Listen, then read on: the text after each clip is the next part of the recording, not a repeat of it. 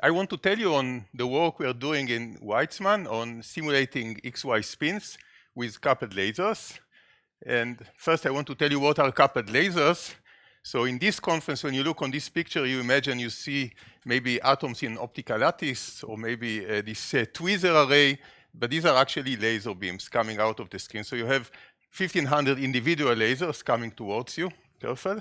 And when they are not coupled, these lasers produce a diffraction pattern, which is wide, because in optics, diffraction is the Fourier. So each laser is small, therefore the diffraction is wide. And if they have no phase relation between them, we add the intensities of the diffraction pattern and we get these wide beams. If we couple the lasers, and the coupling is dissipative, as we heard from Natalia, for example, dissipation is not always our enemy. It can also be our friend. And in laser physics, we know that dissipation can drive the system into a minimal loss solution. And if this minimal loss solution provides uniform phase between the lasers, then this will be the diffraction pattern. So we'll get these sharp peaks, which indicate that now we have coherence along the entire array. The energy here and here is the same, but the intensity here in the center is actually 1,500 times larger than here. And this is because all the fields interfere constructively. So you have 1 + 1 + 1 + 1, and then you square. Okay, and people like to have high laser intensity. This is one example from the literature. So you see that you take all these individual beams and combine them. But in this talk, I want to concentrate not on destroying things, but actually on understanding physics a little bit better. So in the spirit of the talk, this is a synthetic matter. So we are synthesizing this spin system by a laser analog. I don't use the word quantum, which does appear in the conference title, although there were quantum claims on this system. If you heard Yoshi Yamamoto in the last several years, he was mentioning that. We have one quantum paper about this system, but I will not discuss it today. So it's a classical XY spin Hamiltonian, but we should give respect to classical Hamiltonians because they are hard to solve, almost as the quantum ones, and also the results are interesting, as I try to convince you. So I will really discuss this analogy between the phase of each laser, like here 0 pi, 0 pi, and the direction of an XY spin in the plane. And I won't keep you in tension. This analogy is not perfect. This mapping is not perfect, but sometimes it is. And this is part of a large effort involving many different systems of trying to use loss as an annealer and as an optimizer. So if you imagine some kind of a landscape, this could be the worth of your stock market revenue, and you have parameters to play. In our case, it would be the laser phase, and I'm only showing you one laser phase. Remember, we have thousands of those, so this is living in a 1,000-dimensional Hilbert space, classical.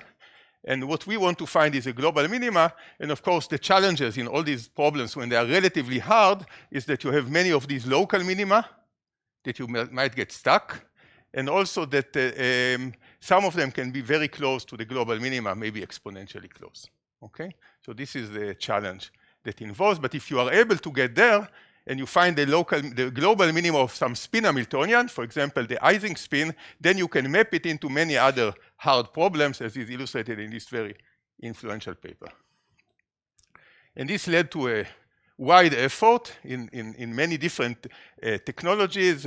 D-Wave, I guess, is the first to do this annealing, either quantum or not. Again, in this, we work with lasers, and this is the OPO. So lasers map to XY spins. OPO naturally map, they only have two states, so they map to the Ising spin.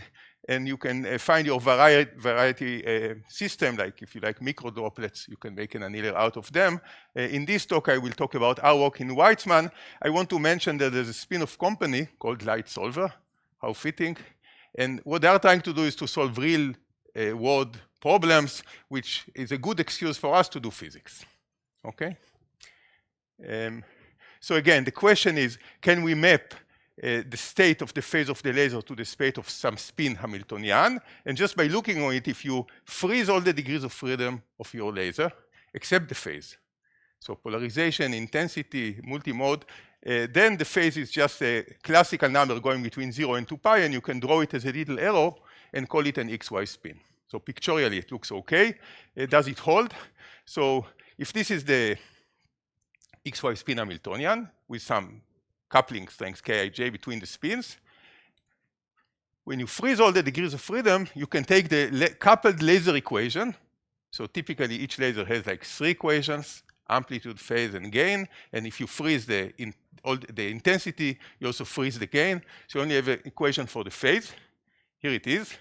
And this is actually quite famous because it's called the Koromoto model, which describes coupled oscillators in general, like birds singing in the forest, people clapping their hands, whatever. This is a unitary, of course, system. This is a highly dissipative system. So they are as different as you could imagine, but still, it turns out that the ground state, the minimal energy state of the XY Hamiltonian is identical to the most stable fixed point of this highly dissipative Koromoto model. So yes, there is a mapping. If you can get this most stable fixed point, you found the ground state. And the system will get you there by dissipation, hopefully. So this is what we want to do. We want to let the laser system find the minimal loss solution. If we freeze all degrees of freedom, this will map to the Koromoto stable fixed point, which I just told you will map to the XY, and this little arrow go to all the problems that you can map to spin Hamiltonians. Is this working? And the answer is typically not. And one example is a paper we published recently where we show that freezing all the degrees of freedom of the laser is not only not justified, but it's actually inconsistent. For example, coupled lasers in general coupling cannot have the same intensity, even if they're identical, because of frustrating conditions.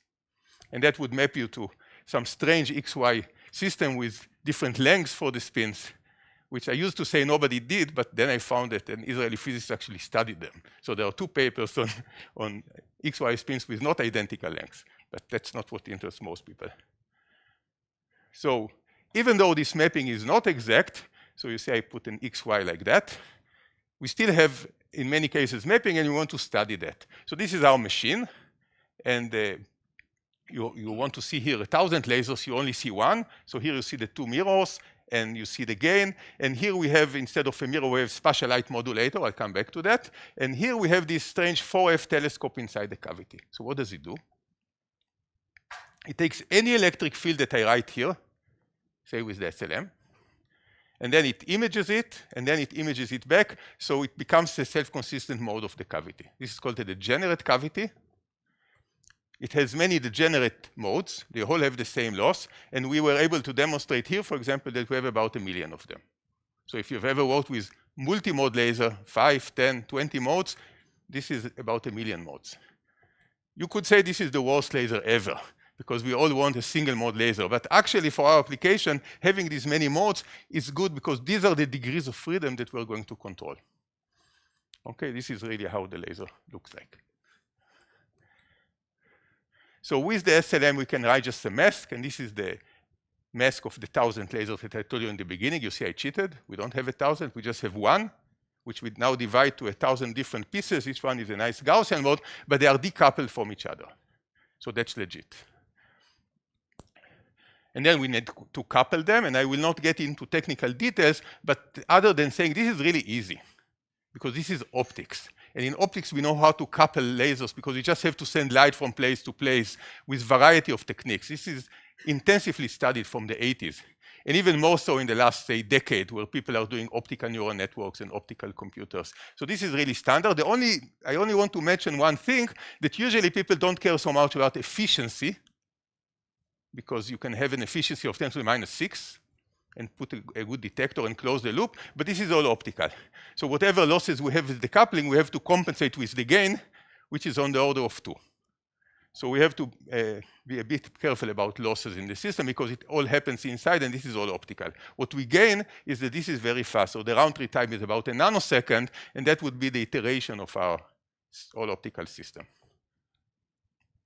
And I already showed you this positive coupling. I didn't tell you exactly how we do it, but just to show you that it's flexible, we can also do negative coupling. And this is between nearest neighbor.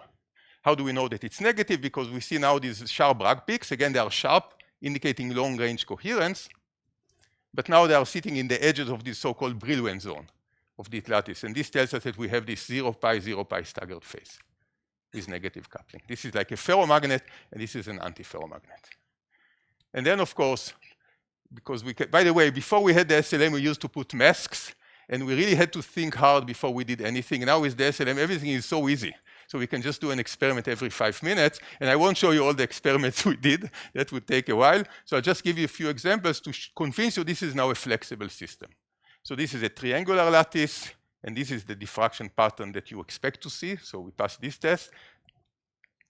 This is the famous Kagome lattice, where you have this geometrical frustration, having exponentially many degenerate minimal ground states. If you are in Hamiltonian, in our case, this dissipative system, you have exponentially many similar loss states. And this leads to a frustration of the system, leads to this nice Star of David example, and quasi-crystals and whatever.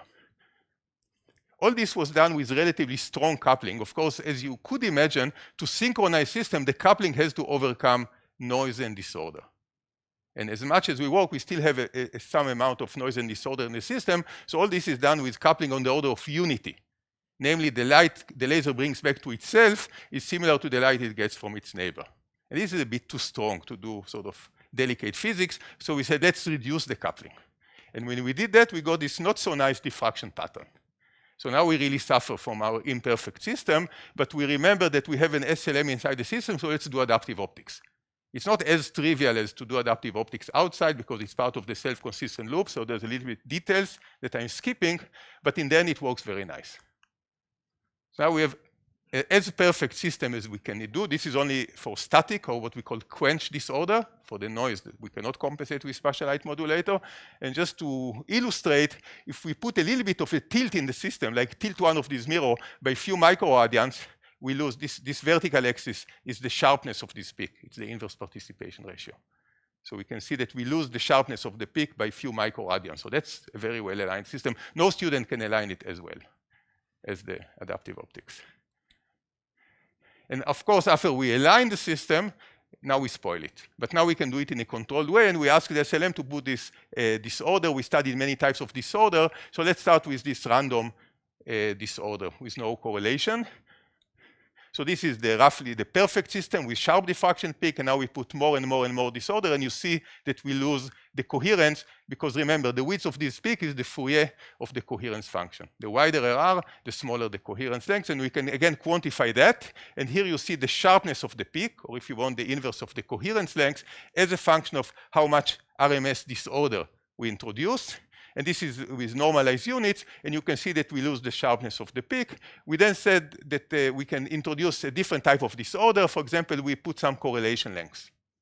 So now the disorder is no different from each laser. And you can see that for this correlated disorder, in this case, it's correlated between 8 lasers. The correlation rate is measured in distance of number of lasers. And you see that in the beginning, it drops faster, and then it drops slower. So it's a non-trivial behavior. And we were intrigued by that. We simulated that, and we found actually the same behavior. So we know it's real. And then we scratched our head. This is, by the way, this could be mapped to looking on spins with disorder in the magnetic field. And disorder in magnetic field in the lab is usually correlated. So that's even a practical motivation why we want to study correlated disorder. And it turns out that we couldn't find any theory, but we could find ideas. And one of the ideas is written by Strogatz, a big expert on synchronization. And he suggested to consider this criteria which turns out to be a correlated random walker. So you start to walk among the different lasers, and you want to be sure that they are not identical. And it turns out that you just have to sum over the disorder and get a random walk. And as you know, correlated random walkers can move either faster or slower than uncorrelated random walker, depends on parameters. And this actually explains all that we see here. And there's a lot of other stuff that we found out on this correlated disorder. Now, I want to go back from 1,000 lasers to 2 lasers.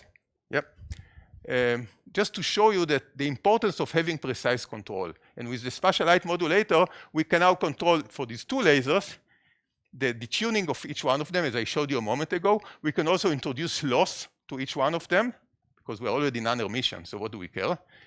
And we can control the coupling, and now we can control the coupling phase. So it's not positive or negative, but real, but now it's also complex, and this will become important later.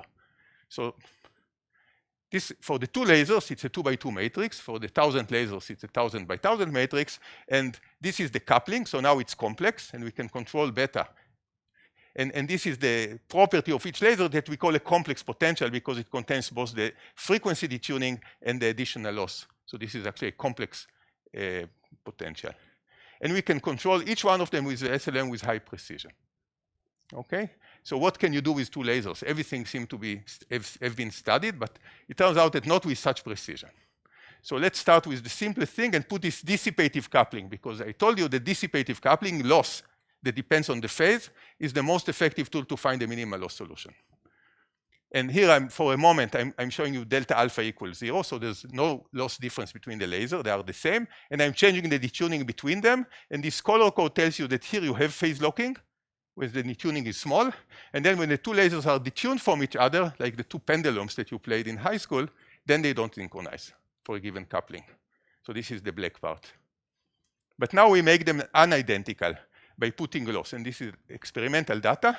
And we see this nice happy smile, as we like to call it. We call it a happy smile because you see that different lasers, so let's go here, when they are not identical, can phase lock for a larger frequency difference, which seems a bit counterintuitive because we know that identical things like to synchronize, but here there's a stronger and a weaker laser, and it turns out that they can synchronize better, even when they are sort of different for the same coupling. It's not that surprising because if you think of a strong person and a weak person, and the strong person telling the weak person what to do, then they synchronize better. Where here, this is like democracy. They have to decide on themselves. These, by the way, are exceptional points of this non-Hermitian physics, and they show a transition of the system from the synchronized to the non-synchronized phase, which is a sharp transition. So this is one thing. Then we did something a bit crazy, and we said, let's use dispersive coupling. So now we have no loss in the coupling. It's completely imaginary, but we still have these alphas. We can still control the loss of each laser. And what we find is this strange synchronization map. And the first thing we see that when the lasers are identical, they have the same loss and the same detuning, they do not synchronize. This is the black part. So they don't phase lock. And this agrees with all that was written in the literature about synchronization. Dispersive coupling cannot phase lock oscillators. You need loss in the coupling. But then we find out that if they are not identical, both in loss and in detuning, they can synchronize very well. And again, this exceptional point protect the system along each one of the lines, so you need to break both of them. So this is a rather surprising result. And now, because we can make any beta that we want, we can get these rather complicated maps where synchronization is lost now along these diagonal lines. And it turns out, I already mentioned this parity time symmetry, which protects the system. Here it turns out it's a different type of system. It means that PT anti-commute with the Hamiltonian. And this is, we had to invent a name. We call it an anionic PT symmetry. Because now the Hamiltonian, when it commutes with PT, gives you a phase, which is this beta. Okay, so 2 lasers can give you interesting physics if you can really control all the parameters. Let's see. Yeah. So, yeah, I'm okay. So I want to tell you about artificial gauge fields because we want to introduce that. Well, we've heard in this conference, this is an important tool. We want to have it also for our spin simulator. So the first thing we have to do is to break this time reversal symmetry that we had before. So we had to go for ring lasers. Now things are a little bit more complicated, but not that much. And also we had to use now this complex coupling in such a way that the coupling between laser N and M is now the complex conjugate of M and N. This is the condition to get these artificial, say, magnetic fields. And to show you that we have that, this is we took here 8 lasers and we put them on the ring topology. So we have these boundary periodic conditions. And now we apply this artificial gauge. So we have effective flux going into the system. And we can measure this flux by actually measuring the phase of each laser. We build an interferometer for that. And what I'm showing you, it turns out that the total flux of the system is quantized with 2 pi.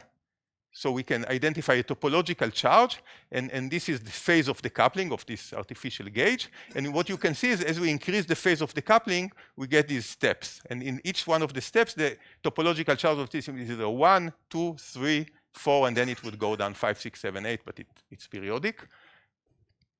So this indicates that we can prepare the system in any topological charge that we want, which is sort of means that we do have a magnetic field here for these spins. once we can break this time reversal symmetry, we can impose chirality. So I'm showing you again this triangular lattice, and I want to remind you that in the XY Hamiltonian, the triangular lattice actually has two degenerate ground states.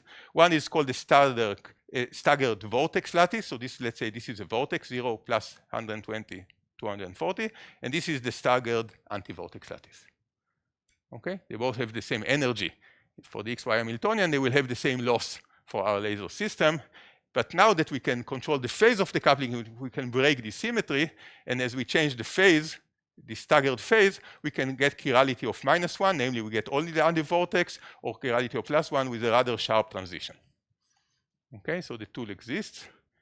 In the last minute or two, I want to show you yet a different coupling scheme, which is long range. And long range, we heard it for the ions, how important it is. So in our case, again, optics can do long range because photons can move everywhere. And the simplest thing that we could do, and we actually did it, is to put here in the Fourier transform, to put here an aperture, and to close it all the way until it's a delta function. So now that we are all expert in finding the minimal loss solution of the system, let's think, what phase of the array will give minimal loss, will allow all the light to go through the aperture? And of course, the answer is the in-phase solution. Okay? And this was the largest number of lasers that we could lock, which is no surprise, because we know that all-to-all is good for synchronization. It's much easier for faraway lasers to lock if they can interact directly rather than mediate by all their neighbors. So we can get more than 5,000 lasers, and you can see this is the sharpness of the peak, and this is the inverse of the lattice depth. So the ratio between this area and this area is more than 5,000. But this is not so easy because you have to align it carefully. So we said, let's work a little bit easier, and instead of preparing the aperture ourselves, let's just put here a nonlinear material, which becomes transparent when the light intensity is maxima, and hope that somehow in a self-consistent way, the system will find again this solution. So we did that. We just put a piece of plastic, which is called Sato absorber in optics. And let's look on the left part. We got more or less what we wanted. Not 5,000, let's say 100, but still it works. So the laser system knows that to lock the phase between the lasers such that you have a sharp diffraction peak, drills a hole. It's a temporary hole. Sometimes actually it becomes permanent if we are not careful, but usually it's a temporary one. So this is what we expected, but the system outsmarted us and also produced this out-of-phase solution occasionally. Why? So it's not easy to say which is less lossy. You see here we have one strong peak and few weaker one. Here we have 4 identical in the edges of the Brillouin zone. It depends on the nonlinear saturation of the function. It turns out that they are quite degenerate. So we get sometimes this and sometimes this. So we understood that. We didn't expect it, but we understood that. But then what really surprised us is the fact that we only got this one or this one for each realization, whereas we know that in our system we have many solutions in parallel for a technical reason which I skipped, that we have many frequencies in the system. So actually every experiment we do is an ensemble average of thousands of different experiments, which is sort of good because we sample the system effectively. But now all these 1,000 solutions either give this solution or that solution, which is to be expected, because this is minimal loss. Think if you had a combination of these solutions, you would get 9 spots, and the 9 spots would be more lossy for the Sato absorber. But it also means that the system, all the solvers, if we have these different frequencies or different solvers, they are now coupled. By the way, they are coupled by the time response of the Sato absorber, so there's no surprise here. And they have to give you the same solution.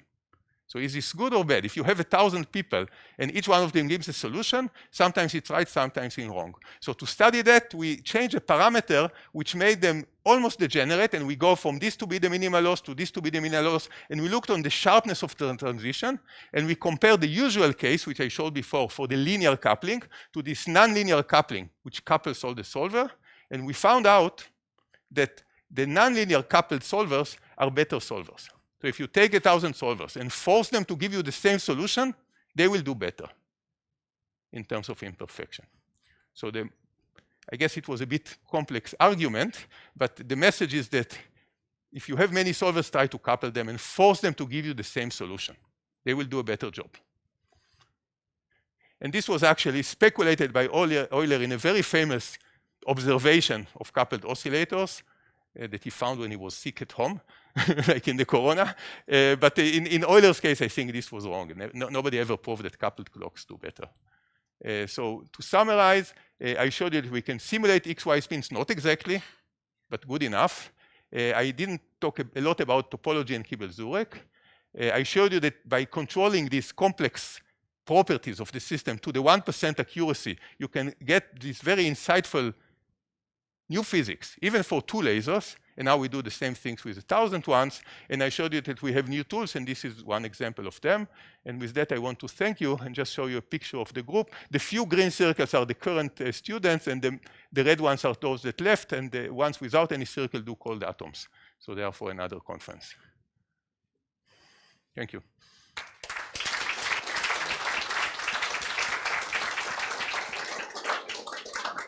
So now open for questions.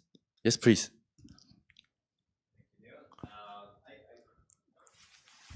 Okay. So thank you, Nir. You should have 3 to the n possible configurations coming out, right? Because you have an OPO. Each OPO can have up, down, or 0 in response to the drive. And in fact, probably the solutions that you fall into are just those that are the first ones to go unstable in your specific way of your experimental protocol.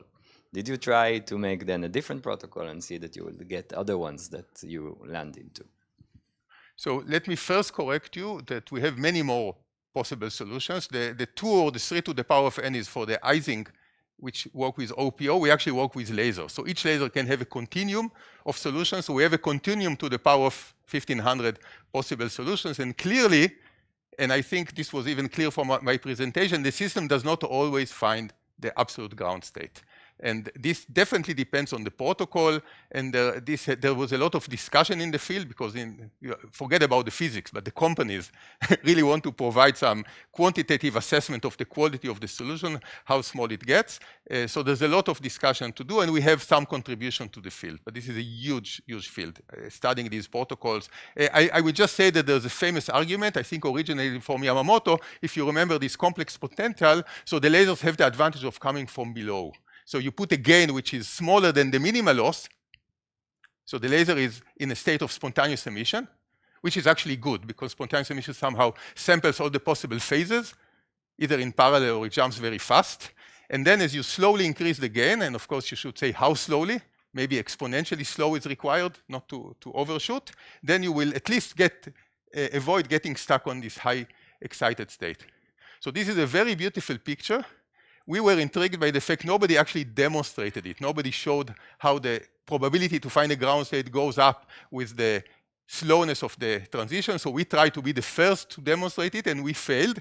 Now we understand why nobody published that. And the reason why you fail is because this is a complex system. As you do things slowly, for example, in our case, you get relaxation oscillation because we have type B lasers and various other phenomena. So there's no simple picture here. I think it's quite specific. It means that we have a lot of more years to study this system. We will not finish soon. Okay. Because of time limit, let's move on and thank Nir again.